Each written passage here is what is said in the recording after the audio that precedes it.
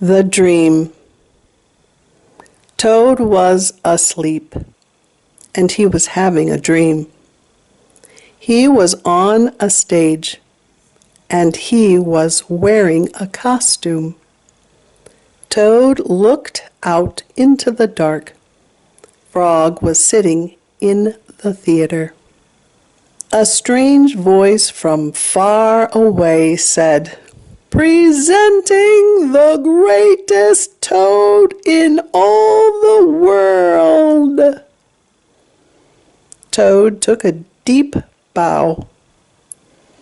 Frog looked smaller as he shouted, "Hooray for Toad!" "Toad will now play the piano very well," said the strange voice. Toad played the piano, and he did not miss a note. "Frog," cried Toad, "can you play the piano like this?" "No," said Frog. It seemed to Toad that Frog looked even smaller.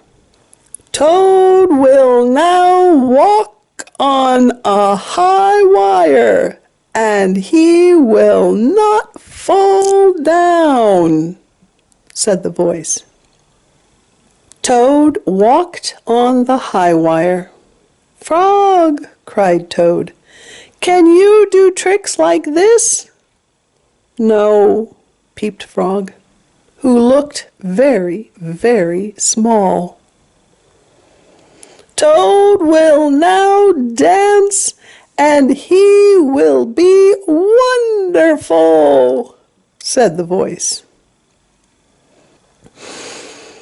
"Frog, can you be as wonderful as this?" said Toad, as he danced all over the stage. There was no answer. Toad looked out into the theater. Frog was so small that he could not be seen or heard. "Frog," said Toad, "where are you?" There was still no answer. "Frog, what have I done?" cried Toad. Then the voice said, "The greatest Toad will now—" "Shut up!" screamed Toad. "Frog, Frog, where have you gone?" Toad was spinning in the dark. "Come back, Frog," he shouted. "I will be lonely." "I am right here," said Frog. Frog was standing near Toad's bed. "Wake up, Toad," he said. "Frog, is that really you?" said Toad. "Of course it is me," said Frog. "And are you your own right size?" asked Toad. "Yes, I think so," said Frog. Toad looked at the sunshine coming through the window. "Frog," he said, "I am so glad that you came over." "I always do," said Frog.